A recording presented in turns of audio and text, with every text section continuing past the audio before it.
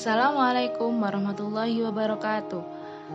Saya Anissa Himawati Nailur Rahmah dengan NIM E77219040. Di sini saya akan membahas mengenai Wali Songo dan ajaran tasawufnya. Pertama, yang perlu kita pahami, apa itu tasawuf? Tasawuf atau sufisme berasal dari bahasa Arab, tasawuf, yang berarti ilmu untuk mengetahui bagaimana cara menyucikan jiwa, menjernihkan akhlak, membangun zahir dan batin, serta untuk memperoleh kebahagiaan yang abadi. Sedangkan Wali Songo adalah tokoh Islam yang dihormati di Indonesia, khususnya di Pulau Jawa, karena peran historis mereka dalam penyebaran agama Islam di Indonesia. Wali Songo berasal dari kata wali, adalah orang yang dipercaya atau orang yang ditugaskan. Sedangkan kata songo yaitu berasal dari bahasa Jawa yang berarti 9. Dengan demikian, istilah ini sering diterjemahkan sebagai 9 wali. Selanjutnya, marilah kita kenali siapa saja wali-wali tersebut. Yang pertama, Sunan Gresik yang biasa disebut dengan Maulana Malik Ibrahim. Yang kedua, Sunan Ampel atau Raden Rahmat. Yang ketiga, Sunan Bonang atau Raden Magdum Ibrahim. Yang keempat, Sunan Derajat, Raden Qasim. Yang kelima, Sunan Kudus atau Ja'far Shodiq. Yang keenam, Sunan Giri atau Raden Paku. Yang ketujuh, Sunan Kalijaga atau Raden Said. Yang kedelapan, Sunan Muria atau Raden Umar Said. Yang kesembilan, Sunan Gunung Jati atau Syarif Hidayatullah. Selanjutnya, mari kita bahas satu persatu dari sunan-sunan berikut. Yang pertama, Sunan Gresik atau yang biasa disebut dengan Maulana Malik Ibrahim. Syekh Maulana Malik Ibrahim As-Samarkandi lahir di Samarkandi, Asia Tengah pada paruh pertama abad ke-14 Masehi. Maulana Malik Ibrahim merupakan putra dari Maulana Muhammad Jumaidil Kubro bin Syed Zainul Husain bin Sayyid Zainul Kubro bin Sayyid Zainal Abidin bin Husain bin Sayyidah Fatimah binti Muhammad SAW. Maulana Malik Ibrahim bukanlah putra yang asli berasal dari Indonesia. Namun, Sunan Gresik ini datang ke Indonesia pada tahun 1399 Masehi. Maulana Malik Ibrahim menyiarkan ajaran-ajaran agama Islam di Jawa Timur. Maulana Malik Ibrahim dianggap sebagai wali pertama yang mendakwahkan Islam di Jawa. Ajaran-ajaran kesufian yang dibawa oleh Maulana Malik Ibrahim lebih banyak mengutamakan pada ajaran ketauhidan dan akhlak.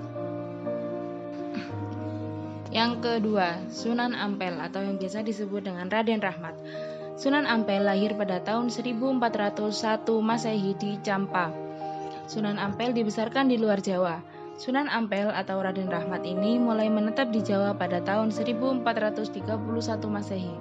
Raden Rahmat merupakan putra dari Ibrahim Zainuddin Al-Akbar dengan seorang putri Campa yang bernama Dewi Condrowulan binti Raja Campa. Ayahanda Raden Rahmat merupakan putra dari Syekh Maulana Malik Ibrahim. Jadi Raden Rahmat atau Sunan Ampel ini merupakan cucu dari Syekh Maulana Malik Ibrahim atau Sunan Gresik.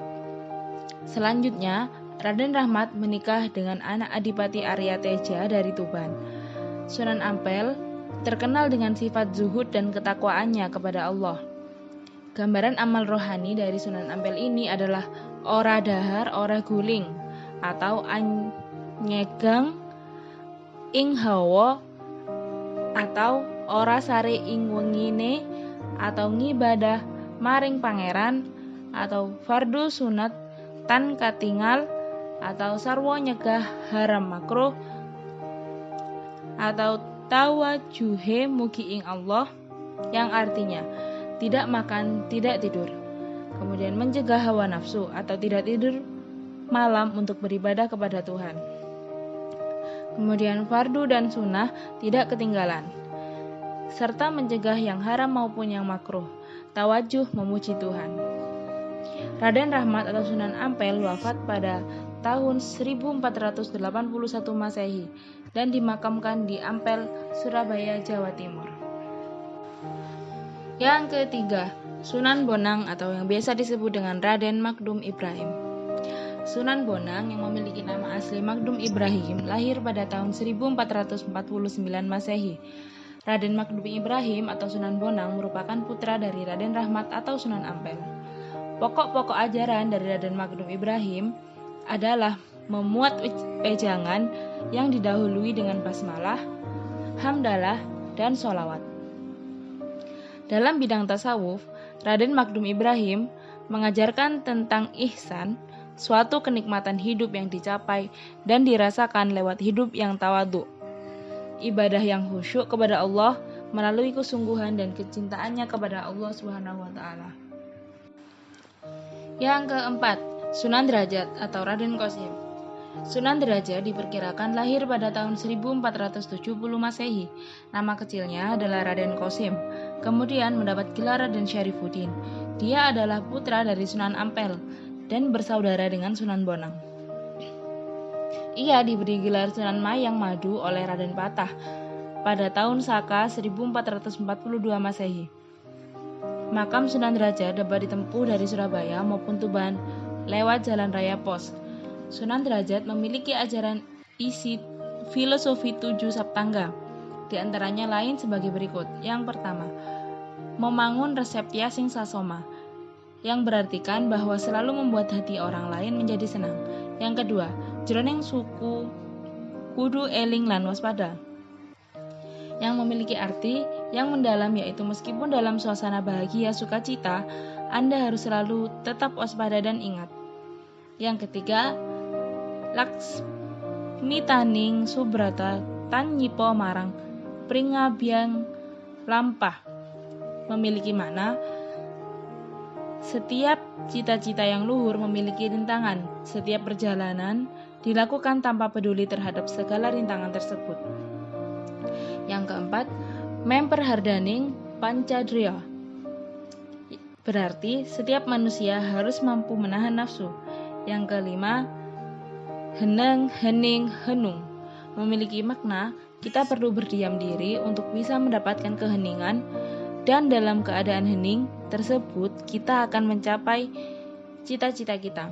Yang keenam, mulia guna panca waktu, yang dapat diartikan kebahagiaan lahir batin bisa digapai apabila mengerjakan sholat 5 waktu.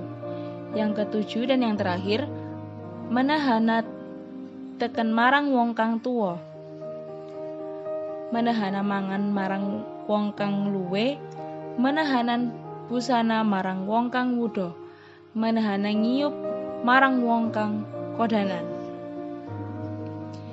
Hidup memang selalu penuh dengan tantangan. Ada kalanya masalah datang pada saat Sunan Derajat sedang melaksanakan dakwahnya. Namun, Sunan Derajat yang dikenal cerdas dan gigih tetap bersemangat untuk berjuang di jalan Allah Subhanahu wa taala. Adanya rintangan tersebut membuat dirinya menjadi semakin kuat dan terus berjuang. Lanjut yang kelima, Sunan Kudus atau Ja'far Shodiq.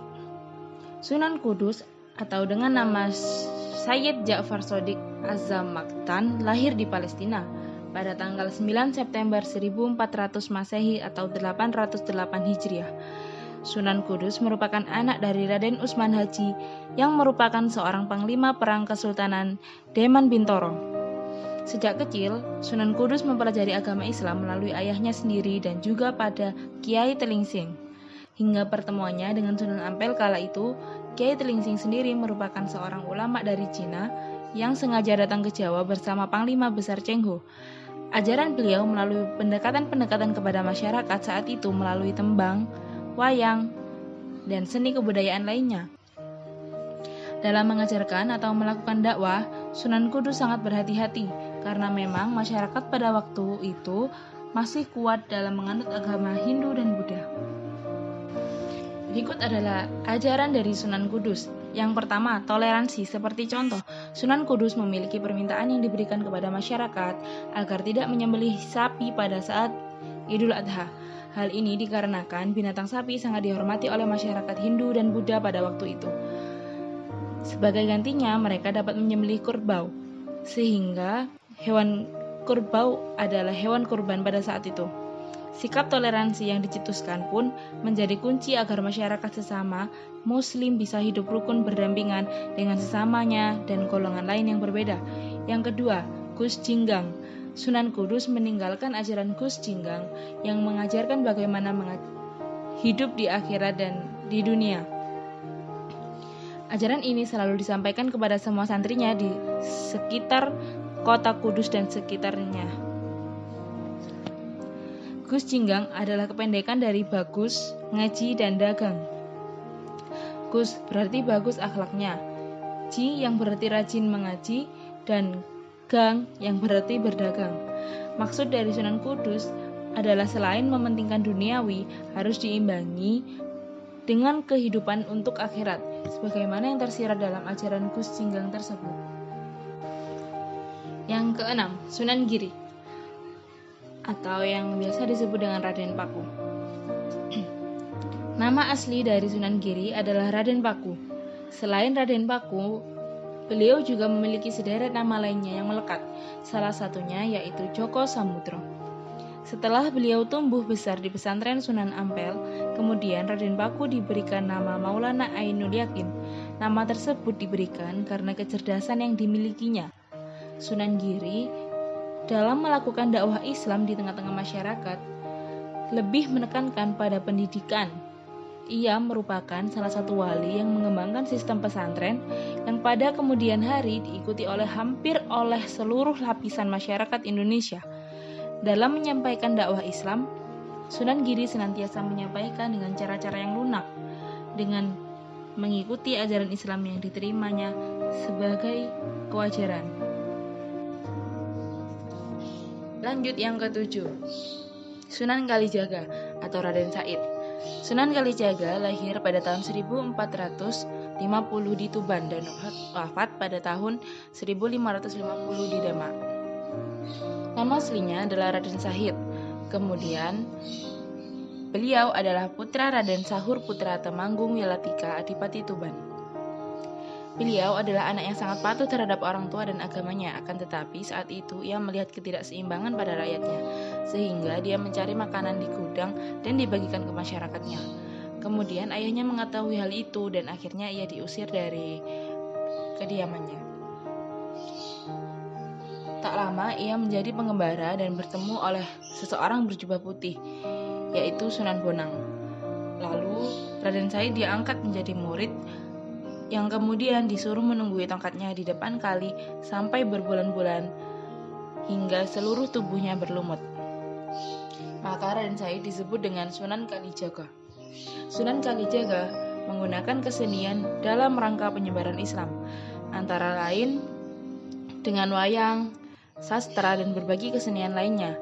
Pendekatan jalur kesenian dilakukan oleh para penyebar Islam seperti Wali Songo untuk menarik perhatian di kalangan mereka, sehingga dengan tanpa terasa mereka telah tertarik pada ajaran-ajaran Islam sekalipun, karena pada awalnya mereka tertarik dikarenakan media kesenian itu. Misalnya, Sunan Kalijaga adalah tokoh seniman wayang. Ia tidak pernah meminta para penonton untuk mengikutinya mengucapkan kalimat syahadat. Sebagian wayang masih dipetik dari cerita Mahabharata dan Maharamayana. Tetapi di dalam cerita itu disisipkan ajaran agama dan nama-nama pahlawan Islam. Dengan tanpa tidak disengaja, pendengarnya mengikuti kalimat syahadat dan masuk Islam. Yang ke-8, Sunan Muria atau Raden Umar Said. Sunan Muria adalah salah seorang wali songo yang banyak berjasa dalam menyiarkan agama Islam di pedesaan Pulau Jawa. Beliau lebih terkenal dengan nama Sunan Muria karena pusat kegiatan dakwahnya dan makamnya terletak di Gunung Muria, 18 km di sebelah utara kota Kudus sekarang. Beliau adalah putra dari Sunan Kalijaga dan Dewi Saroh. Nama aslinya Raden Umar Said. Dalam berdakwah, ia seperti ayahnya, yaitu menggunakan cara halus, ibarat mengambil ikan tidak sampai keruh airnya. Sunan Muria dalam menyebarkan agama Islam, sasaran dakwahnya beliau adalah para pedagang, nelayan, dan rakyat jelata. Beliau adalah salah satu wali yang mempertahankan kesenian gamelan dan wayang sebagai alat dakwah, dan beliau pula lah yang menciptakan tembang sinom dan kinanti.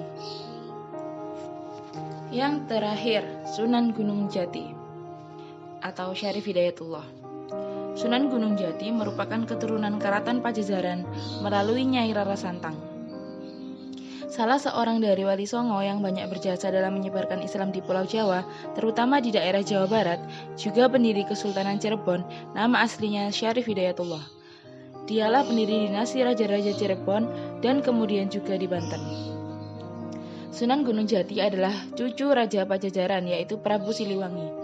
Kemudian ia dinikahkan dengan Putri Cakrabuana Nyi Pakungwati, yang kemudian diangkat menjadi Pangeran Cakrabuana yaitu pada tahun 1479 dengan diangkatnya ia sebagai Pangeran dakwah Islam dilakukannya melalui diplomasi dengan kerajaan lain.